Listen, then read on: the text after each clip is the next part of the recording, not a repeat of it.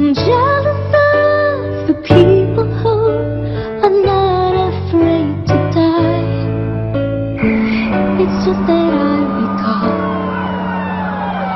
back when I was small, someone promised that they'd catch me, but then they let me fall, and now I'm falling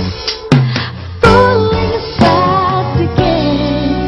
Why do I always take a fall when I'm falling? Sir, Mama. Sir. Well, welcome to Helping Hands. You think by now I've learned, play with fire, you get burned. The fire can be oh so warm, that's why I return. I'm appointing you to supervise my son in an immersion. That's what I